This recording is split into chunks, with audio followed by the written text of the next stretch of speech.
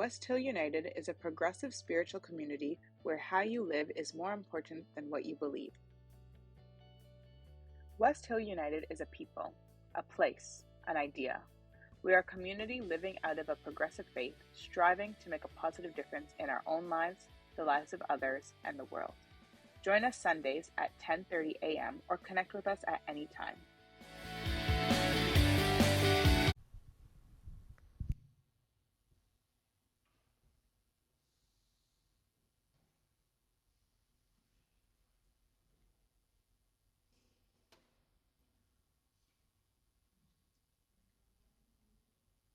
You're muted from the Zoom.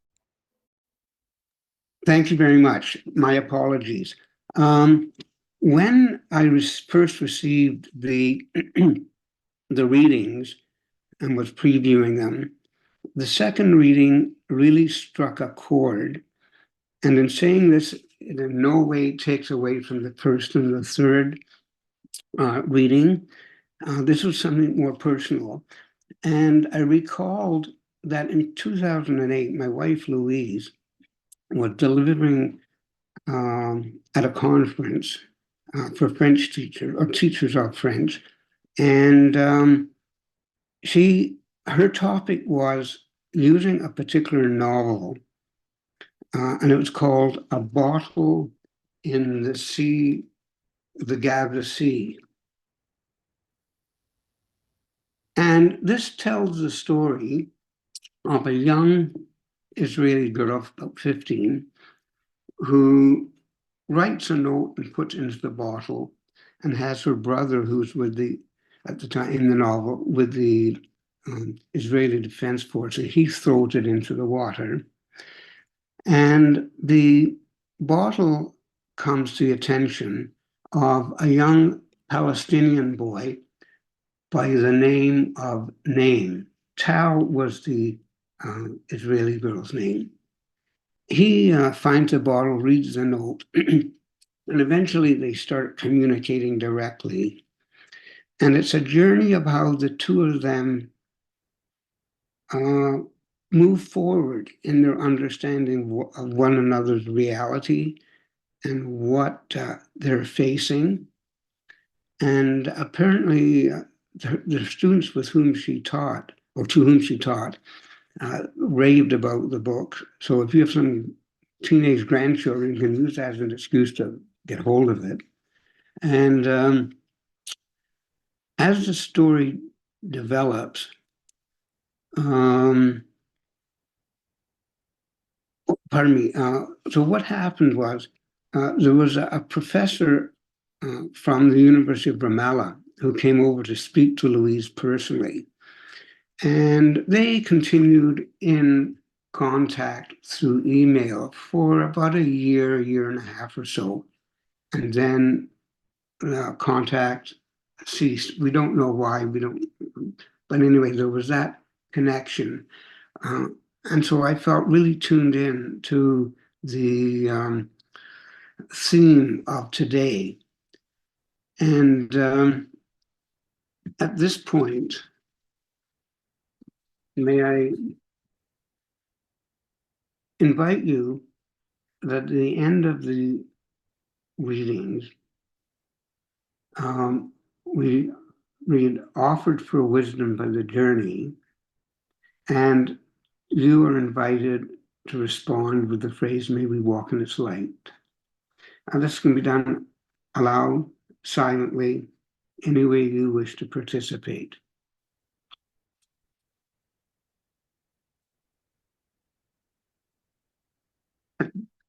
The first readings and quotations are from Ramsey HANHAN's autobiographical novel, Fugitive Dreams, Chronicles of Occupation and Resistance. For my own well-being, I need to reaffirm I am not a victim. Survivor is the wrong word either. I choose not to be defined by my traumas. I am far greater, deeper than that. The pain inflicted upon me by others binds me not. The second reading. In 2015, I took my 5-year-old daughter to visit her grandparents in Palestine. The closest we got to Jerusalem yet was the hill at Ramallah's outskirts, where I took Xenia to see it from above, the wall. She asked to visit the city. I explained that the Israelis, whom she had encountered at the bridge, blocked us from going there. That night before bedtime, she approached me whispering something. I leaned in and asked her to repeat it. She whispered again, with eyes as wide as when I told her about seeing a fox on the trail. Tell me more about the Israelis. I immediately understood the weight of my understanding. Her attitude towards them will be shaped by mine. Not only what I tell her, but what what tone I use and how I behave. Am I angry or fearful? Vengeful, perhaps? Apathetic? Ignorant? I want to tell her the truth, but how to stop its bloodied shadow from staining the course of her life. The third reading from an article by Ramsey HANHAN in the Taoist Online entitled Spiritual Puzzle. How can we effectively confront those destroying life, and in a way that does not harm our own spiritual growth? In other words, how can we prevent ourselves in resisting them from becoming them? Offer it as wisdom for the journey. May we walk in its light. Thank you, Babette. Ramsey is a Palestinian Canadian writer. He holds a Ph.D. from the University of Michigan. He is the author of Fugitive Dreams, which we've already had referred to us. And he also speaks publicly about Palestine, recently speaking at the Anderson Forum for Progressive Theology, where, and if you go to their website, you can see a recording of his presentation. In a previous career, he was a physics professor, noted for his computer models. He resides in the States near Baltimore and currently is writing a romantic novel and a collection of essays.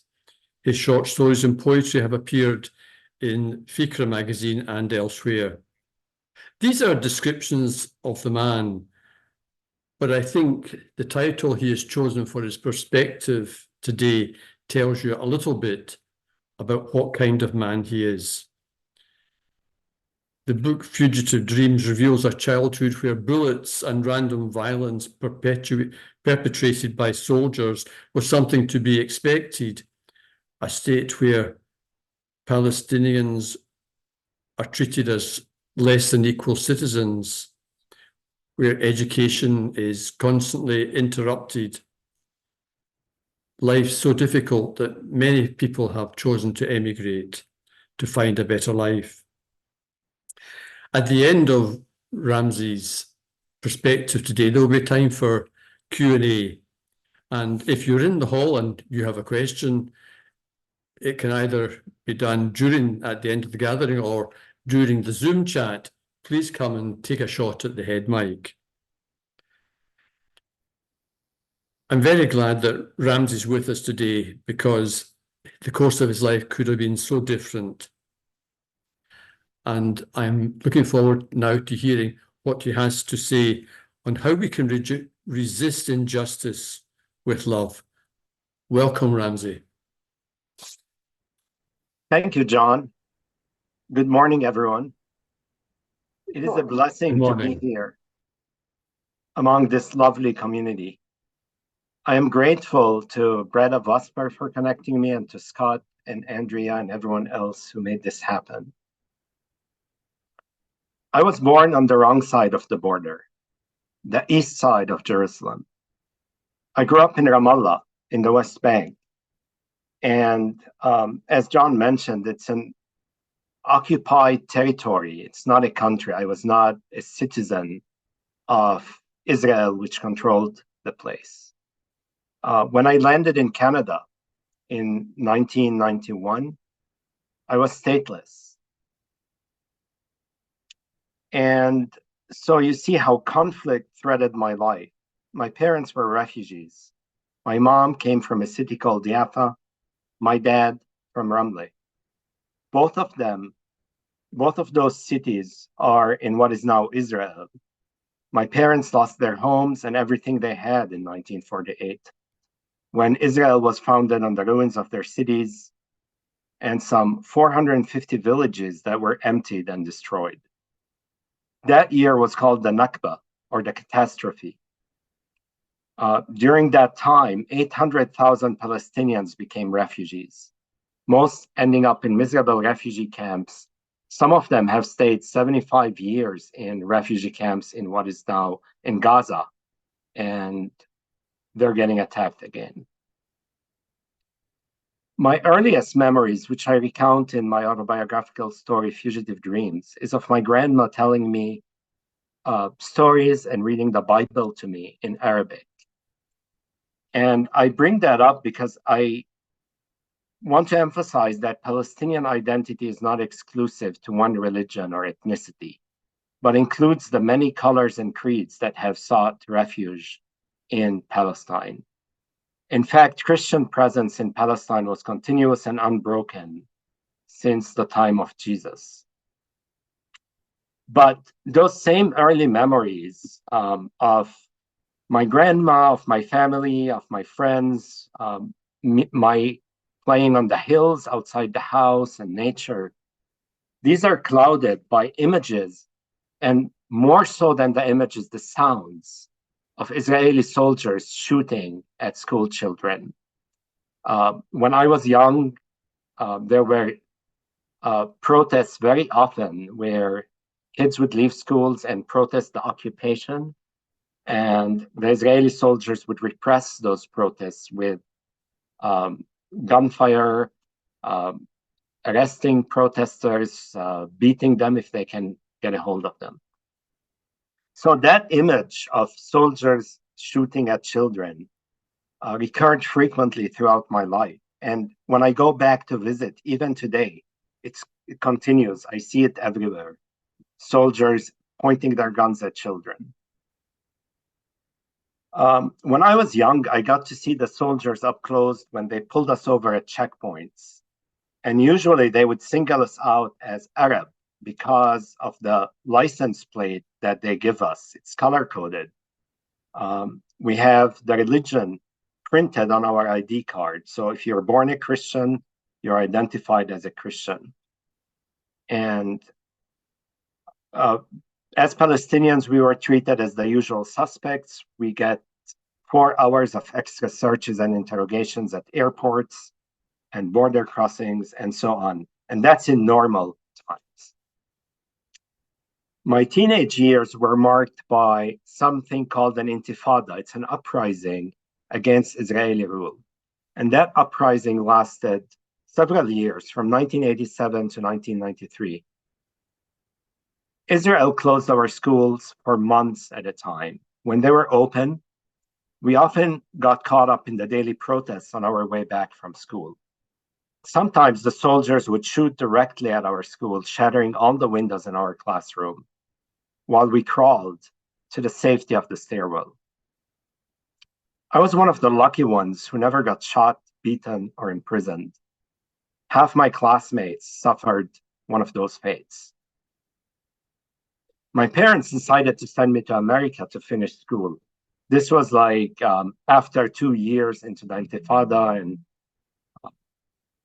you know, it looked like there was no way I could finish high school even if I stayed there. So that brings me to the second part of the book, that story about my presence in North America, immigration. It's a period during which I felt torn in this new place. Do I cling to my old identity or do I blend in? And this is a question that extends beyond me. Canada is an immigrant country. There's immigrants from all over the world. Some of them come from places of conflict. And that question faces them. How long can I walk back and forth between two worlds with a widening rift in between and crumbling bridges? The 90s were not kind to immigrants from the Middle East. When you turned on the news, any mention of us was most often followed by the T word, terrorist, Middle Eastern terrorist, Palestinian terrorist, blah, blah, blah, blah, blah. And the early 2000s were even less hospitable. When, especially I was living in the United States at the time, 911 mania had gripped America. Nobody cared to understand the background to what's going on and America's imperial role around the world and its crushing of indigenous movements all over. Everybody in America instead was embracing victimhood. And as a result, causing much more damage all around the world. As much as I tried to be a citizen of the world, practicing my science to serve all of humanity, I kept getting reminded, especially at international airports, of my place of birth. I wrote in Fugitive Dreams, the conflict doesn't forget about me. Even if I want to forget about the conflict doesn't forget about me. Neither can I forget Palestine. I was 16 years old when I left. By then, I have pressed its wildflowers in my memory and its hills into my dreams. I could not turn my back on the people still under occupation, still in refugee camps. And if I were to forget, even momentarily, and switch off the news, I am reminded of Palestine in the North American landscape. The biblical names are strewn by the pilgrims throughout lands that belong to others. First Nations whose stories mirror mine. Every day, I taste the horror of being a settler in this land. Driving around the West Bank on my visits, I saw the same biblical names efface our presence and make us invisible as the walls grew to surround us. So that gives you a quick summary of parts 1 and 2 of the book. The vast majority of the book tells you that story of how I experienced conflict throughout my life. But what I want to talk to you about today is the third part of the book, the very thin ending and my experiences subsequent to that. The third part starts with the birth of my daughter, which gave me a new focus. We heard the reading this morning where she whispers to me, "Tell me more about the Israelis." What a burdensome question. I wanted to tell her the truth. I owed her as much, but what I tell her may draw her into more conflict. How do I spare her the trauma that I experienced? What story to tell? And it's that realization that I could not escape my present nor the past that led to it. I am here, I am still here, and I was born there, I grew up there for a reason. Being in a place of conflict throughout most of my life, I gained knowledge that may yet guide someone else through the conflicts they face, because conflict is not unique to one particular place in the world. There's wars all over the earth. There's repression, and there's family problems, brothers and sisters, and schools problems and bullies. And this kind of conflict permeates society entirely. So if we're not caught up with a war, we might be caught up with some personal animosity at work with somebody. And so instead of forgetting, I sought to document, to collect my diaries and write my story to the world, share it with people, because that's how we learn from each other. That's how we grow, is by communicating.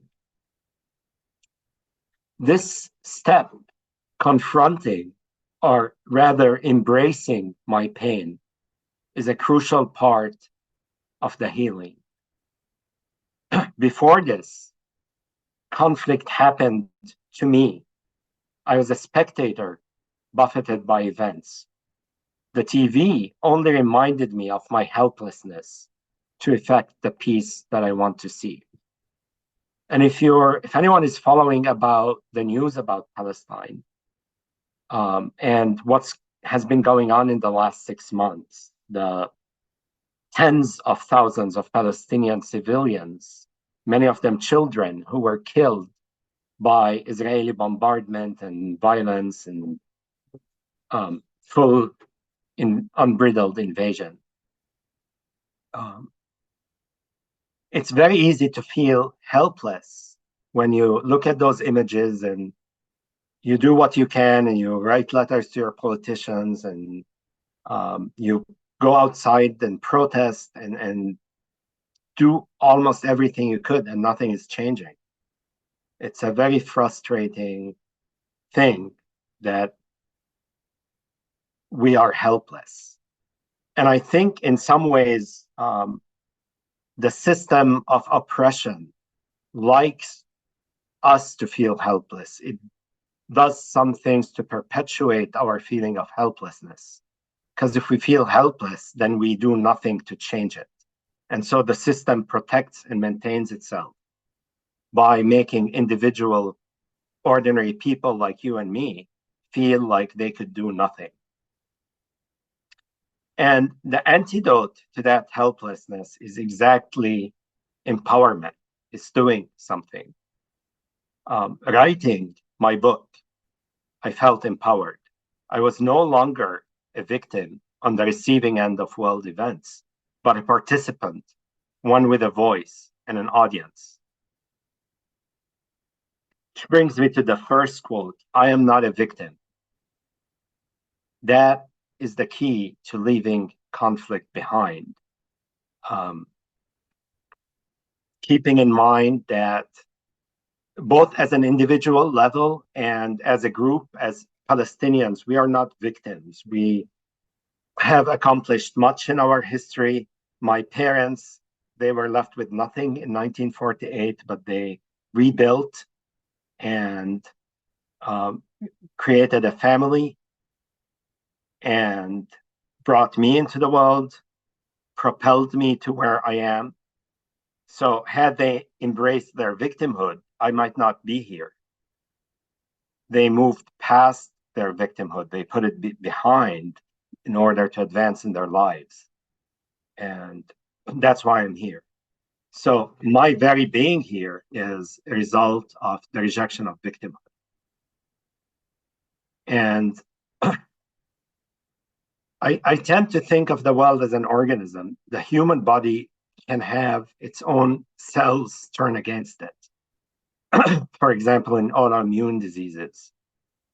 And violence works that way.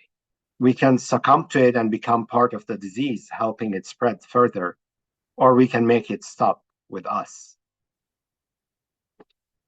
So the path that I outline in the book, in the very thin part 3, is healing based on forgiveness. it's almost revolutionary for someone in my position to say, well, as a Palestinian who was oppressed, I'm going to forgive my oppressors. I'm going to forgive the Israelis. But I'm not doing it for them. I'm not doing it because they deserve forgiveness. I'm doing it to free myself from the burden of trauma that was inflicted on me and from having to carry it forward. I forgive because I want to heal myself. And that forgiveness itself is an expression of empowerment. I am doing something to change. I'm not accepting what they're doing now. I oppose the government's policies. I am still consider myself an activist who is speaking out for Palestinian rights, but I don't let myself be motivated by things like revenge. And I developed these ideas at a time when my spirituality, I felt, was growing. I was studying more about Eastern religions, Buddhism, and Taoism. And I liked to develop a compassion that I can extend to all creatures, not just humans. I've been a vegetarian all my life. I avoid killing of animals, but I still instinctively would crush an insect. And it took me 10 years from 2010 until 2020 to practice not killing insects. And it was the most difficult undertaking in my life. But I learned that in order to do that, I had to let go of aggression. I could not, as long as I was angry about something the Israelis had done to me when I was a child, I'm going to continue to crush insects. So that's where that forgiveness comes in. However, throughout this quest, I had something that was impeding me, which is what I call the spiritual puzzle. Is even if I try to be peaceful and loving myself, there are others in the world who are not, who are creating havoc. And as a focus, I scribbled something in my diary a few years ago about Benjamin Netanyahu, the Prime Minister of Israel, being that kind of impediment for me. He's the thorn that's blocking my own spiritual development. Because every day I turn on the news and he's doing something that I consider evil. In the last 6 months, he killed some 15,000 Palestinian children. And that's something that would make me angry. And so the last 6 months have been a continuous daily struggle between seeing what that individual is doing to the world and trying to contain myself,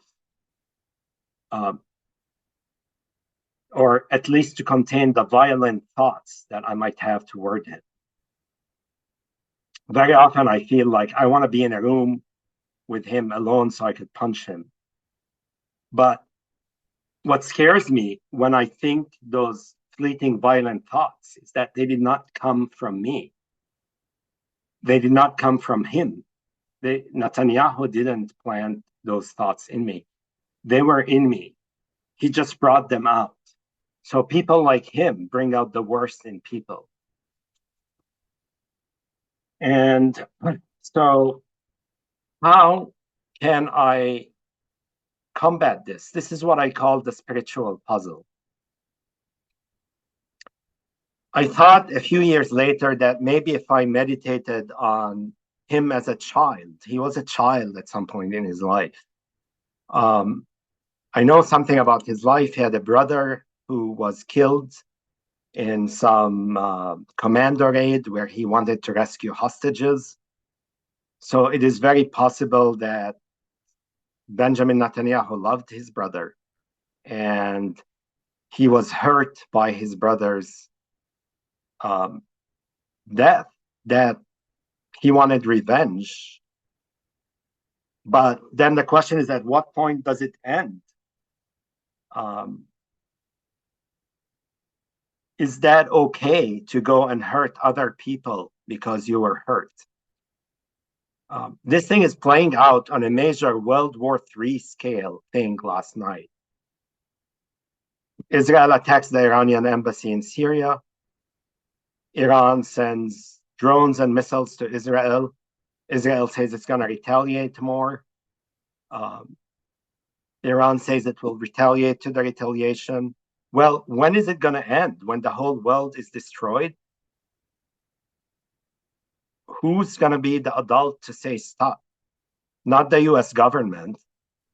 Yesterday's weapons show had the US and Israel blow up about $1.5 billion worth of weapons in order to destroy those Iranian drones. And so there's someone who's a big beneficiary out of this, and that's corporations that build those weapons, because now everybody's going to be buying replenishments at the cost of taxpayers. And it's a big business, and that's what's going on.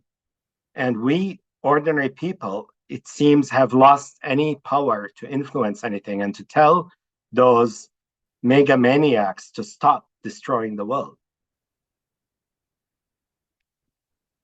And so,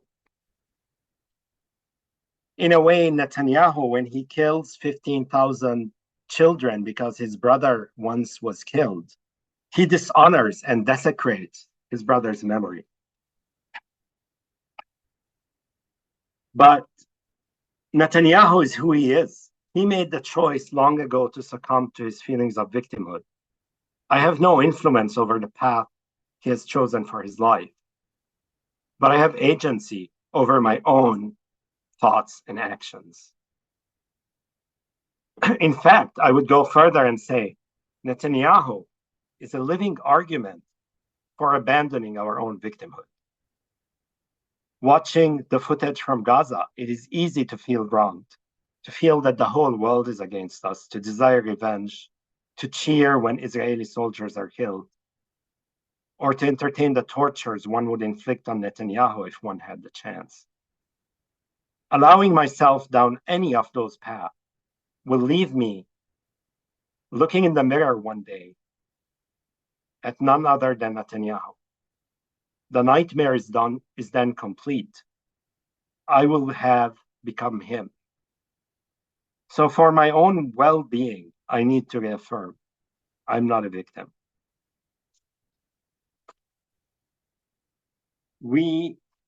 And the real answer here to this puzzle is, again, empowerment. Lose the victimhood entirely and focus what I can do on what I can do and do it. The corporations that are funding those wars, they get their money from us. We buy their products. Caterpillar destroys Palestinian homes with their bulldozers. Their bulldozers are leveling Gaza right now. Well, Caterpillar also sells boots in Canada. You can stop buying their boots. And that's your statement to take away the money that you're giving them. You're disempowering those corporations from doing their business. McDonald's and Domino's Pizza are giving food, free food, to Israeli soldiers who are committing war crimes in Gaza. We can change that by boycotting those chains. Stop giving them our money. In my case, by writing, that's something that I can do. I have an audience now by coming out here and giving speaking tours like this. That's something I can do. And so I don't have to get angry. I don't have to imagine scenarios where I, put my revenge on Netanyahu. That's not the way to go. The way to go is to focus on the just world that we seek rather than dwelling on the thorns. We're not anti-anything. I'm not opposed to a person, an entity, or an ideology. I am dedicated to love. To love is to resist, and to resist injustice is love. Because we have to imagine a better world, because if we can't even imagine that, then we must be truly doomed. And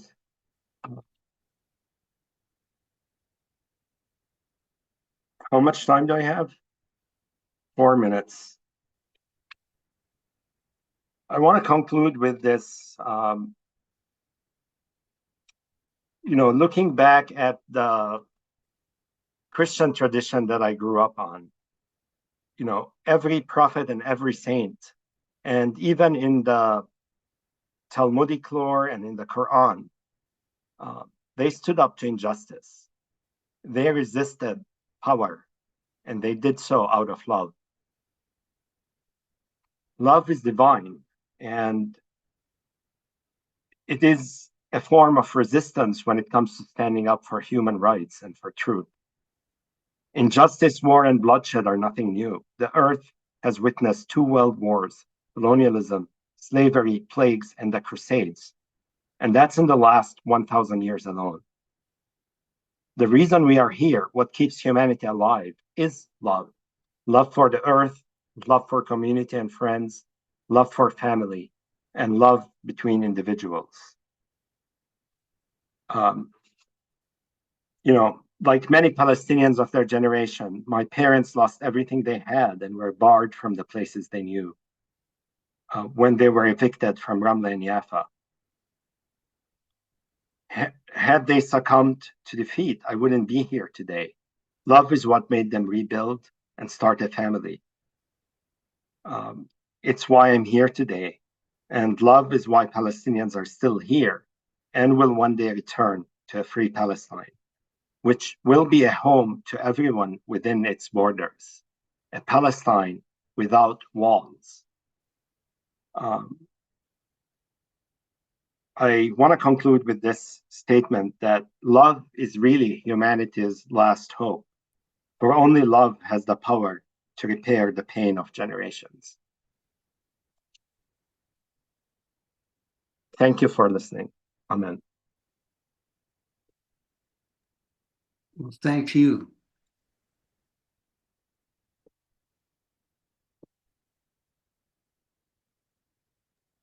We have just been invited into the very personal life of someone whose experience is markedly different than ours and his family's. And so, first of all, I just want to say the privilege it has been to hear you, Ramsey. If you could have Ramsey on the screen, almost as if he's right here with us. He didn't go, did he? No.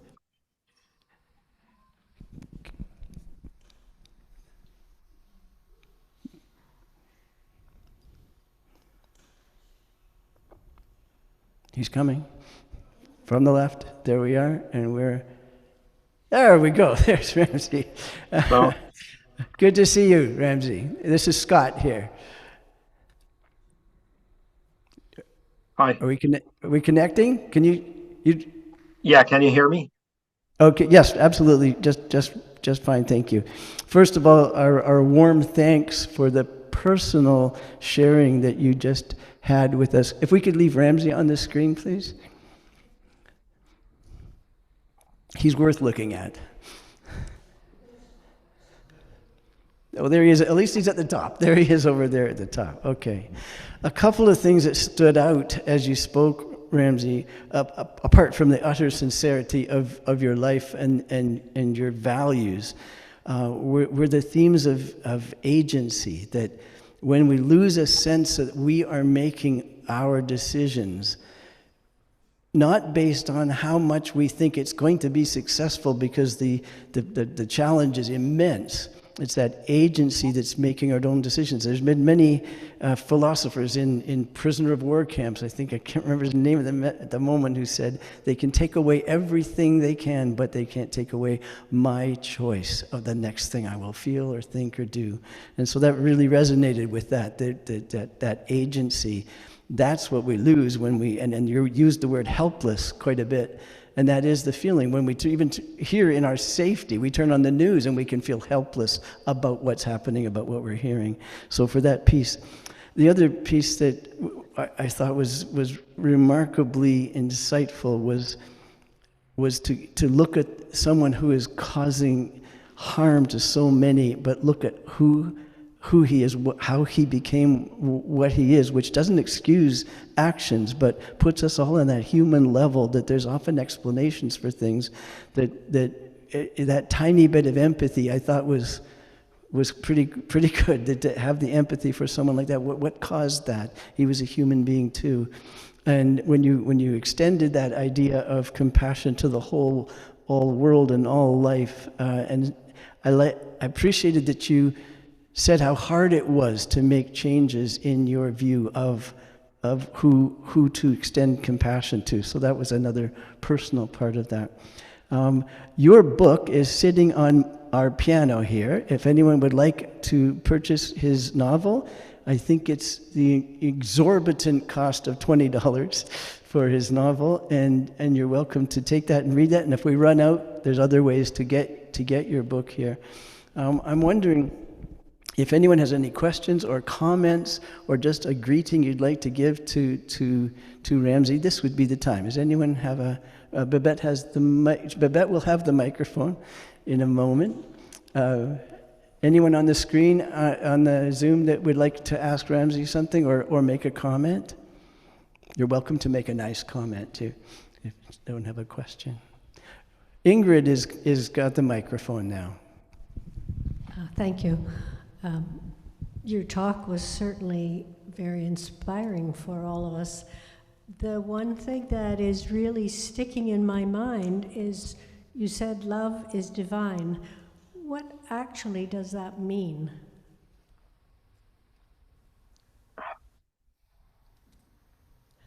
Sorry. That's a good question. My thoughts are evolving. From a Christian point of view, that's the tradition in which I grew up. Love is mentioned pretty frequently in the Bible. And it's blessed and it's stated in terms of God loving the world. Now, as my thoughts evolved, and I'm interested in many religious traditions around the world and many thoughts, you still see the idea of love coming into play. Regardless of what, if you feel that there is a higher power, be it a supreme being or being an organism that unites all of us into one, or being something inside of each of us, there's a relationship of love in there that would unite us and make that work. I don't know how else to explain it, but it's really a deep question. It is a deep question with many, many answers, probably even many answers in this room. And the word evolving, I would imagine many of us would say we feel differently than we did 20 years ago or whatever. So whether it's a being, a force, an idea, or something purely human that humans have chosen to be with each other, the word divine in that sense means it's, I would say, let's say we could encompass that all, say it's one of the best things you could ever think.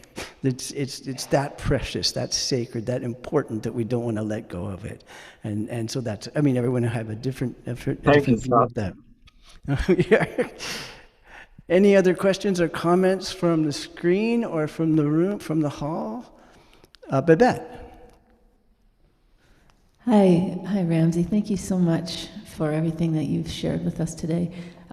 It's really just a comment, just a reflection, and deep respect and awe with your capacity to be so thoughtful and careful and reflective in responding to your daughter when she whispered that question to you, wanting to know more about the Israelis. Like, I would hope that that too was something that each human being had the ability to do in the same way that you've recognized or acknowledged that we have the capacity to be evil, that we can then, because you've shared with us today your own ability to call that out from within you, to pause and really consider the impact of what it was that you were going to share with her, what that would be, what that might be. So I am in awe and really grateful for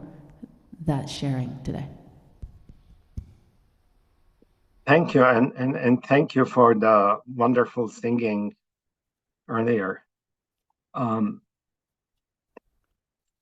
the book, I use the example of bullying, where there's this occupation where the soldiers would,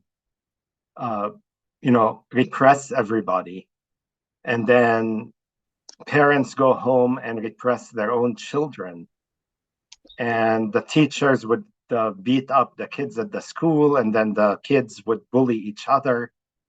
And so something like bullying goes through the whole society. And at some point, the way to end it is to stop it here. Even though I was bullied at some age, I'm not going to bully anyone else anymore. And that realization that violence ends with us is very important if we want to have peace. Because if we excuse ourselves and say, well, they hit us yesterday, so we're going to hit them again, then it's never going to end.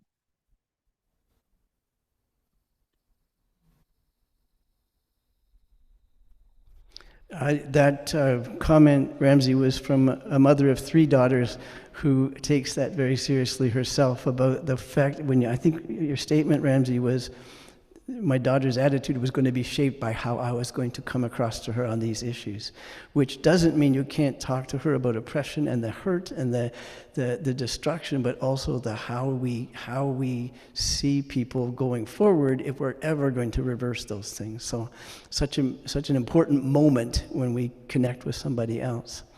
I noticed, if we could have Ramsey on the screen again, I noticed in your room there, it's always lovely. Now we've been in his living room via Zoom, and if we could just look at that again, please.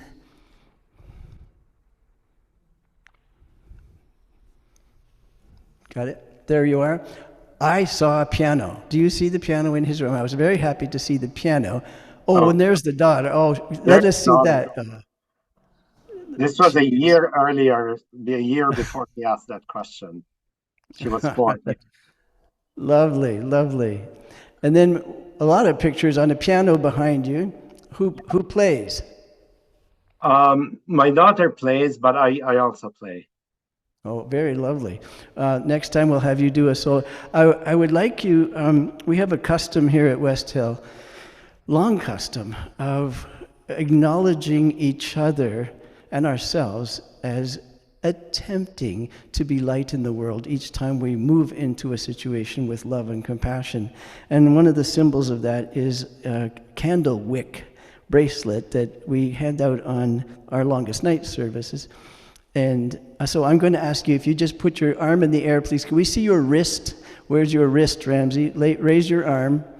If you were here, I would slip this candle wick bracelet on your arm and say to you that you are light in this world, and we are honored to have had you share the light with us. So we will mail him a candle wick bracelet, and you're part of our large family. So thank you, Ramsey, very much. I just wanted, if we could just acknowledge that. Become a sustaining champion of West Hill United's work by committing to an automatic monthly donation. Learn more or donate now through Canada Helps.